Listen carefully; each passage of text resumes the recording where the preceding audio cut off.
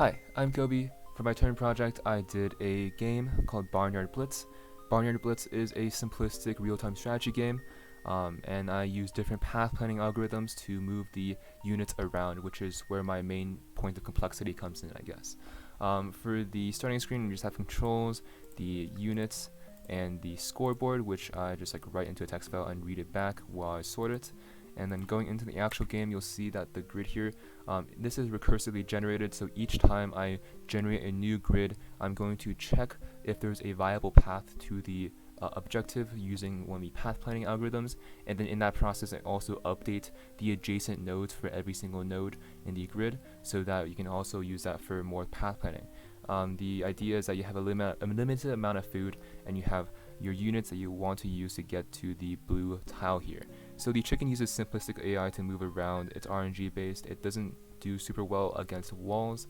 The goat runs down the map and breaks all of the walls in its path. The horse uses A-star path planning, which is the main one, and I use that A-star framework to do breadth first search for the pig, and then you'll see that there's depth first search for the snake. So starting off, let's do a horse in here. And then you can see that it's going to move around in the shortest path possible. If you press V, you turn on the visual mode where you can see the actual path planning taking place. So you can see this here, where the white is going to be the path and the green is going to be the frontier nodes, with the yellow being the end.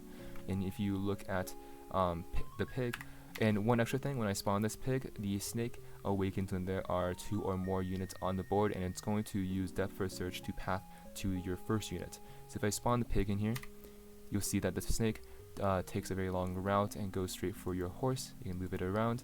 And then the pig uses breadth first search path planning. So you can see this when I move it over here, it's going to use breadth first search. The snake just repath because there's still units on the board, or 2 units on the board, and none of them have been eliminated.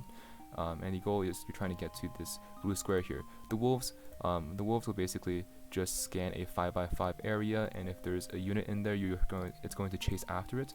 So a lot of times you have to distract the wolf with a different unit, maybe an expendable one like a poor chicken, something like that. So that's basically it for the gameplay. My main points of complexity probably come from my path plannings and the recursive terrain generator. That's basically all for Barnyard Blitz. Thank you for listening. Have a nice day.